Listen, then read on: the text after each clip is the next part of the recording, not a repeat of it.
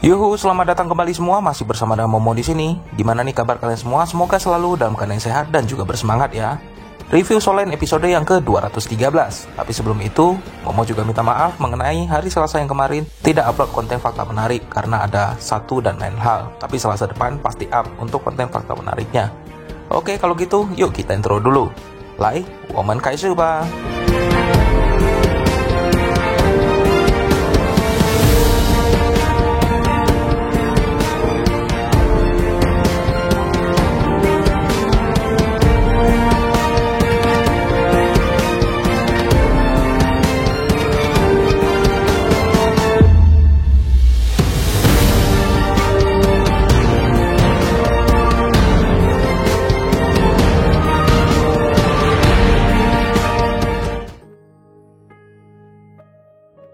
Setelah menerima pengorbanan Daming dan Arming, Tangsen segera bergerak menuju tempat di mana ayah dan ibunya berada, di kolam es dan api Yin Yang.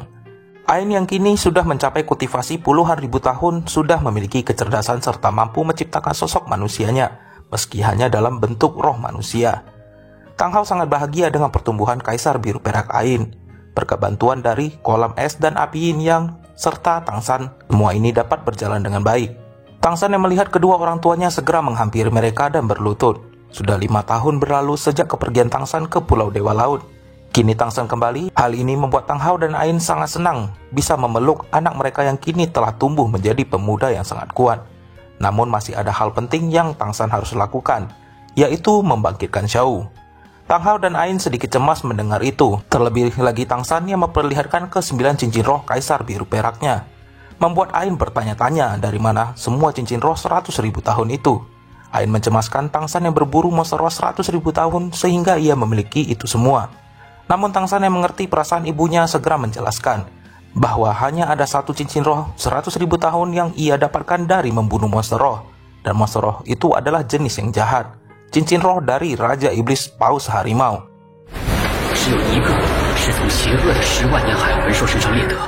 Sedangkan yang lain, Tangsan sangat sedih untuk menjelaskannya bahwa cincin roh lainnya adalah pengorbanan dari Daming dan Erming. Ain sangat mempercayai Tangsan yang tidak mungkin sembarangan membunuh monster roh. Tang Hao pun bertanya apakah Tangsan sudah yakin mengenai kebangkitan ini. Tangsan dengan tekadnya mengatakan bahwa bagaimana perasaan ayahnya kepada ibunya, begitu juga perasaan Tangsan kepada Xiao. Tangsan benar-benar tidak mampu hidup tanpa Xiao, apalagi melihat Xiao yang hidup dalam keadaan tidak utuh. Apapun yang terjadi meskipun harus mati, Tangsan tidak akan ragu untuk melakukannya. Ini juga merupakan permintaan terakhir dari Daming dan Erming. Tang Hao pun sangat bangga kepada Tangsan yang bahkan memiliki sifat kesetiaan yang mirip dengannya. Ain sedikit menyela dan berkata apakah Tang Hao sedang memuji dirinya sendiri?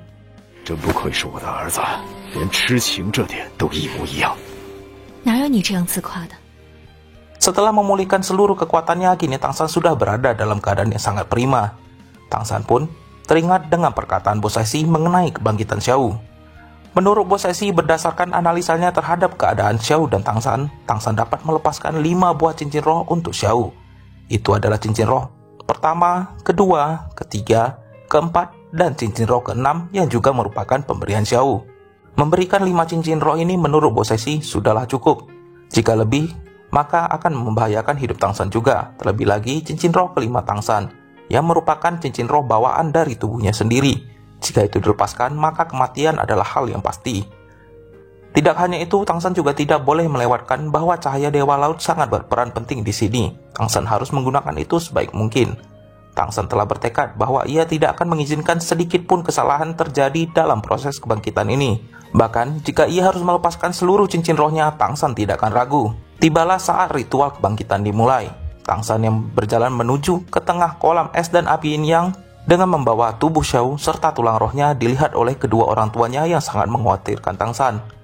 Tangsan pun mulai meletakkan Xiao. Setelah itu Tangsan mengeluarkan Soul Secret Grass atau rumput jiwa suci yang juga menyerap sedikit darah Tangsan sebagai segel bagi pendonor untuk orang yang ingin dibangkitkan. Setelah semuanya sudah dipersiapkan, Tangsan mulai melepaskan satu persatu cincin rohnya.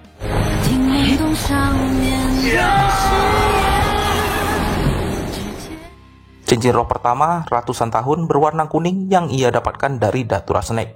Dan rasa sakit yang begitu kuat mulai Tangsan rasakan. Namun masih dapat Tangsan tahan. Cincin roh kedua ratusan tahun dari Ghost Vine atau bambu hantu juga mengikuti setelahnya. Cincin roh ketiga dari Manifest Demon Spider mulai dilepaskan. Cincin roh ribuan tahun ini memberikan rasa sakit yang lebih mengerikan, namun Tang San tidak ragu sama sekali. Kini giliran cincin roh puluhan ribu tahun dari Pit Demon Spider berwarna hitam.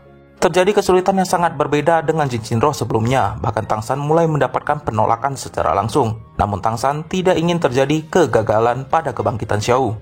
Tang San pun mulai mengerahkan seluruh kekuatannya yang bahkan mengoyak seluruh tubuh fisiknya.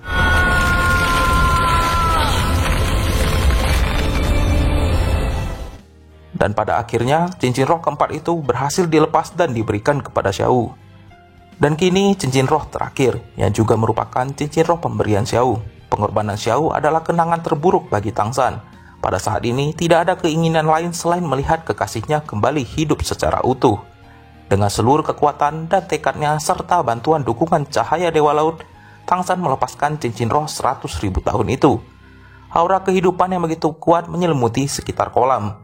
5 buah cincin roh, kuning, ungu, hitam, dan merah mulai mengelilingi Xiao. Tulang roh Xiao mulai bereaksi dan berubah menjadi sosok kelinci yang merupakan bentuk dari monster roh Xiao yang menggambarkan kehidupan Xiao. Cincin roh merah Xiao juga ikut bereaksi, menggambarkan kembali kenangan hidup Xiao yang penuh dengan tragedi sampai saat dimana ia menemukan Tang San yang sangat mencintainya, begitu juga sebaliknya. Dan diikuti dengan janji Tang San dan Xiao yang akan menikah di masa depan. Seketika Soul Sacred Grace mulai menjalankan tugasnya. Kelopak-kelopaknya terlepas, menciptakan aura kuat yang menutupi seluruh tubuh Xiao, dan penyatuan mulai dilakukan. Tang San yang tidak jauh dari sana melihat proses ini dengan cemas. Cincin roh mulai terserap satu persatu. Segel Trisula pada kening Tang San terus berdenyut menghasilkan cahaya Dewa Laut yang tidak berhenti sejak ritual kebangkitan ini dimulai. Tubuh Xiao juga mendapatkan dukungan dari cahaya Dewa Laut tersebut. Perlahan-lahan mata indah Xiao terbuka dan satu lantunan suara lembut Xiao keluar dari mulutnya memanggil sang kekasih Tang San, mengakhiri episode kali ini.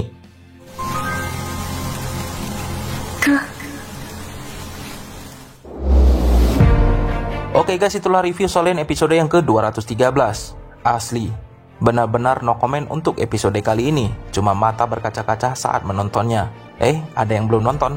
Tenang, Momo sudah siapkan linknya di pin komen ya. Nah, bagi yang sudah nonton, gimana nih pendapat kalian mengenai episode kali ini? Oh ya, kabar baik untuk kita semua, minggu depan mulai tanggal 25, durasi Soul Lane sudah kembali seperti semula. Akhirnya penantian kita tidak sia-sia. Terima kasih kepada kalian semua yang masih setia menonton konten di channel Momo ya. Nantikan konten menarik lainnya. Kalau gitu, Momo caw dulu. Zaijian.